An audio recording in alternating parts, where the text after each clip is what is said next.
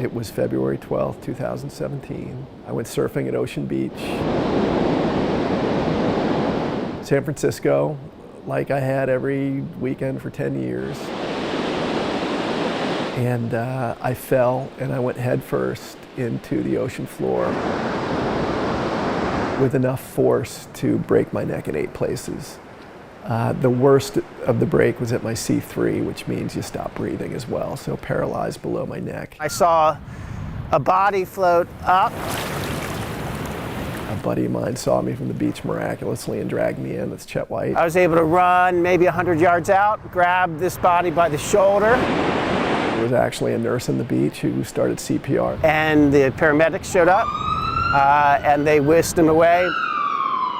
Everything comes into focus, and there's a doctor zooming in, and he's saying, "Mr. Barr, you've had a catastrophic neck injury, you're paralyzed from the neck down, you can't talk because you're intubated." When I got there, the first words he mouthed to me were, "Pull the plug,"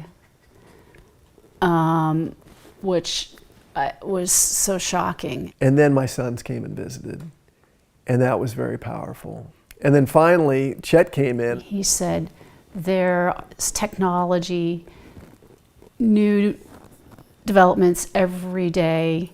Why would you throw in the towel? You've got nothing to lose."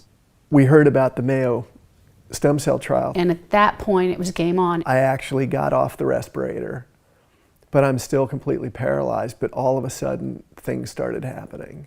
I could wiggle my toes, my feet, my arms a little bit. I think right around that time is when I grabbed a piece of chocolate and I put it in my mouth. Oh, that was here at home. But all of that progress stopped at 6 months. Oh. And it flatlined. And that's when Dr. Biden had us come out to Mayo. We wanted to intervene when that improvement was plateauing so that we don't let the trial take credit for improvement that would have occurred anyway. It was really natural fit as we opened the trial to offer Chris the chance to be patient number 1. So we take a small amount of fat from the belly, and those are mesenchymal stem cells. Those cells are then expanded in a petri dish in a culture setting.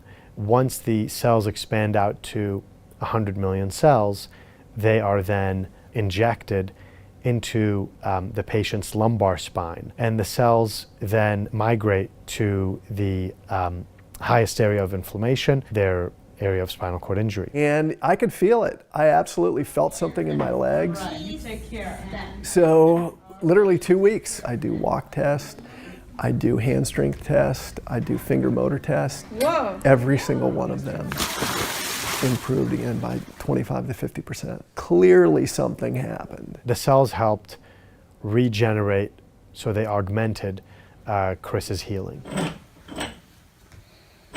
The first time I started walking by myself, that was really something. This guy's getting faster. To be able to see him stand up and walk towards me was really just an extraordinary feeling. And I wanted all of the investigators in this space to see that. We got to actually walk around the table and shake their hands, and they were blown away. I could tell them, look, what you're doing is having impact and you're making a difference. It was pretty emotional for them and for us. We couldn't thank them enough. Like, what you're doing matters. You're changing people's lives. 1, 2, 3, 4. The recovery that he had was beyond our expectations, and being able to see that is very gratifying. It's also important to keep in mind that not every patient will have this same benefit. In fact, up to a third of patients or more may have no impact whatsoever with this treatment. But these trials are what help us advance the field and how to help patients improve with a spinal cord injury. Chet, thank God you were there, buddy. Hey, thank God. You know, it was my lucky day too, I promise you.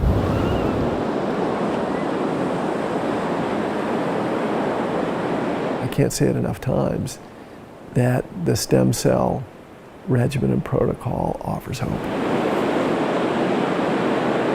The stem cell trial is such a huge part of that because, again, you know, the hopelessness of paralysis is just like unlike anything you can imagine, and this is the hope.